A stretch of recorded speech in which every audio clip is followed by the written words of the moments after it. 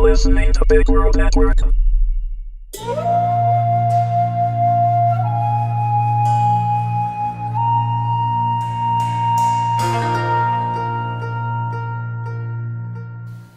The Exorcism of Drenton, Episode 1, written by Daniel Mitchell, read by Amanda Mavison.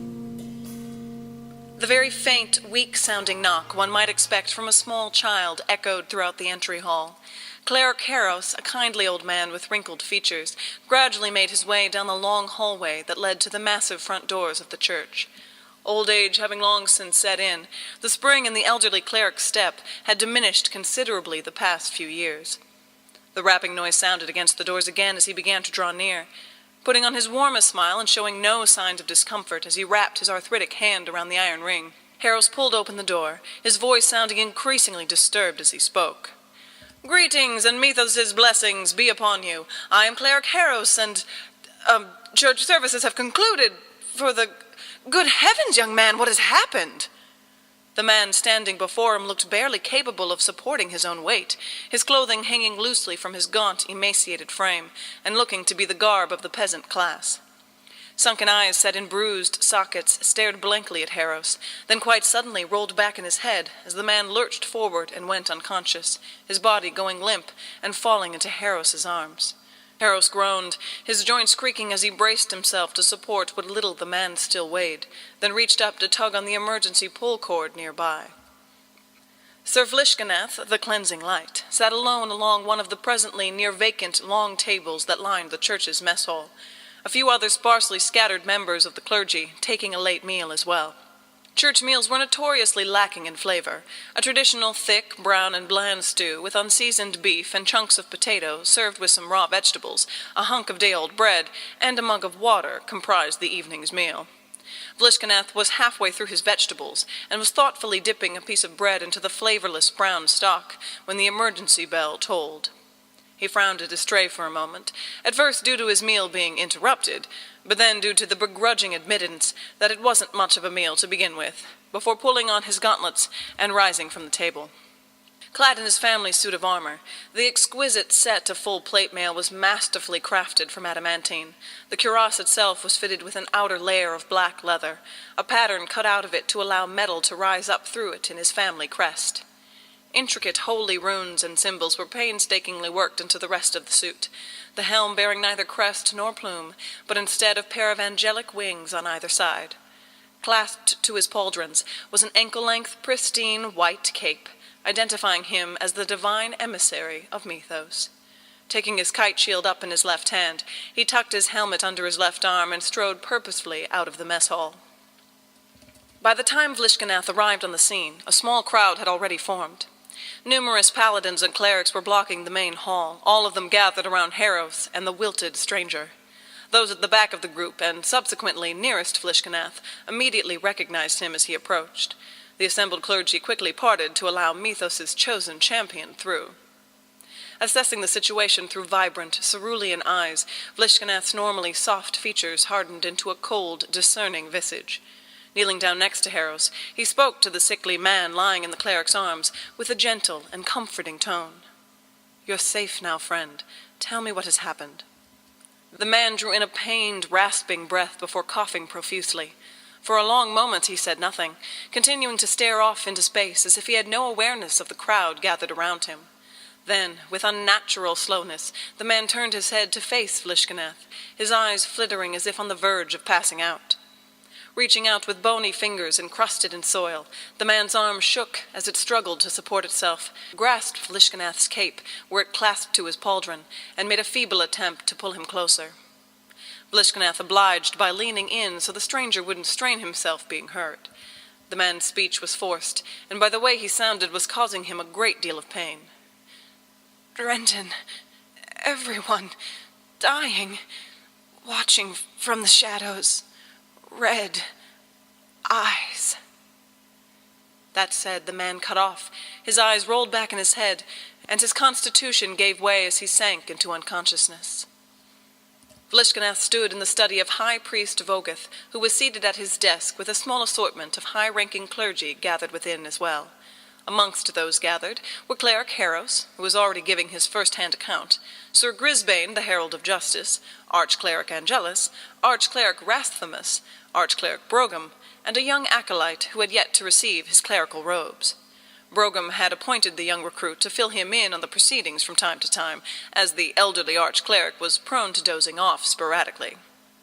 As Harrows finished up recounting what had transpired, Voguth nodded solemnly, pausing for several moments to reflect before addressing the assembled clergymen. He had a soft, ponderous voice, with the deliberation of the inconceivably wise. "Where is the man now?" It was Angelus who answered, a very young man with feathered blonde hair, sky-blue eyes, and a soft, unimposing voice. "He is in the infirmary wing." "What is his condition?" "He's been fed and is presently trying to sleep. Nightmares are causing him to awaken frequently, sometimes screaming and thrashing so badly he has to be restrained." "How is his mentality?" "His mind may very well be destroyed, Your Holiness. We've yet to get any pertinent information out of him, other than he hails from Drenton." Grisbane cleared his throat and then spoke.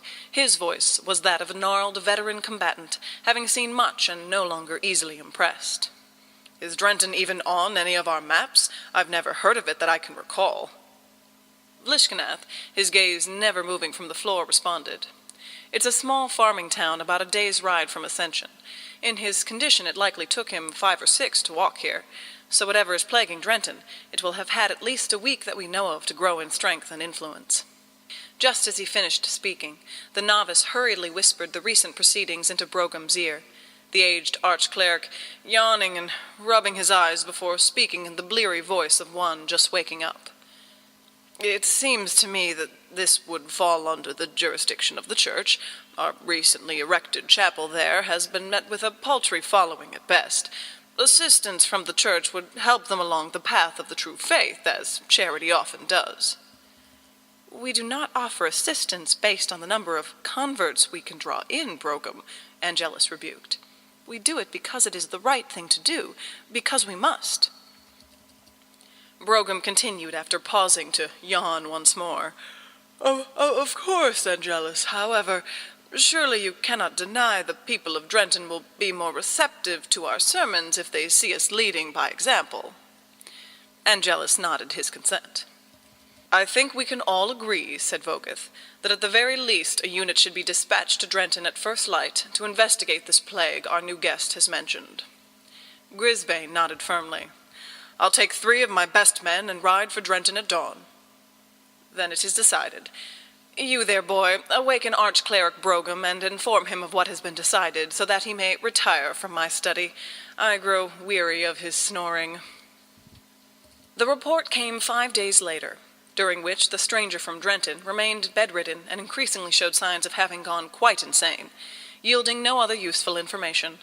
The report was delivered by one of Grisbane's chosen men, Sir Thundercleese, the divine might of Mythos. A broad-shouldered, blonde-haired, and blue-eyed paladin, Thundercleese possessed the rugged sort of handsomeness that allowed him to be very flexible with the Church's laws of celibacy. Yet still one could neither deny his devotion nor his service record, so his indiscretions were usually overlooked. Vlishgnath received his summons to the high priest's study, arriving to find Thundercleese already standing at attention before Voguth's desk. With military formality, Thundercleese remained facing Voguth when the door opened and closed, Vlishgnath falling in line next to him. For Vlishgnath the act was out of respect rather than duty. As the divine emissary, he answered to no one but Mythos himself. "Yes, Your Holiness?" Voguth looked up from the parchment laid before him, his expression grave, and spoke in a troubled tone. "I've just received the report from the unit sent to Drenton. Things are more serious than we thought."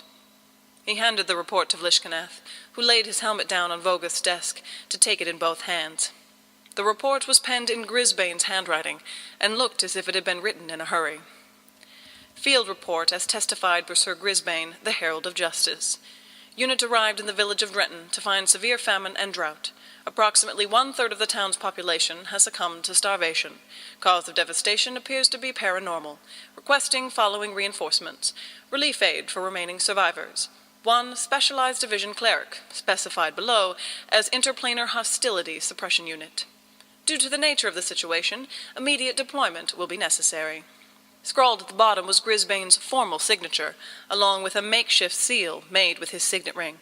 Vlishgnath read the report over, then addressed Thundercleese. "What makes Grisbane so certain that there is paranormal activity occurring in Drenton?" Vogeth nodded to Thundercleese, indicating his consent for Thundercleese to turn away from him. Thundercleese nodded in response, turning to address Vlishgnath. Once our unit arrived in Drenton, the severity of the situation was immediately made quite clear. According to one of the villagers, who still had the presence of mind to answer our questions, famine and drought beset the town roughly 2 weeks after the majority of the population began having the same recurring nightmare. A glowing pair of eyes calling to them from the shadows, beckoning them into the darkness. I myself have witnessed firsthand that something appears to be moving from shadow to shadow, waiting until it knows it is in the corner of your vision where it cannot be seen. Vlishgnath took a deep breath, turning and meeting Vogeth's gaze.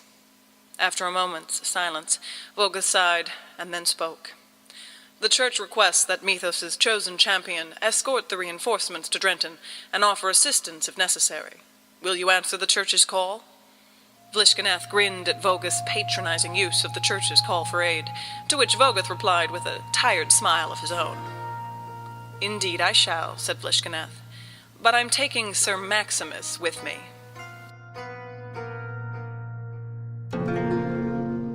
Visit BigWorldNetwork.com for more e-series samples, or sign up for a $3 a month subscription for full access to all written and audio e-series content, accessible from the website, mobile, or e-reader devices.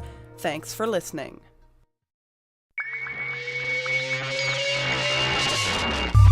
You're listening to Big World Network.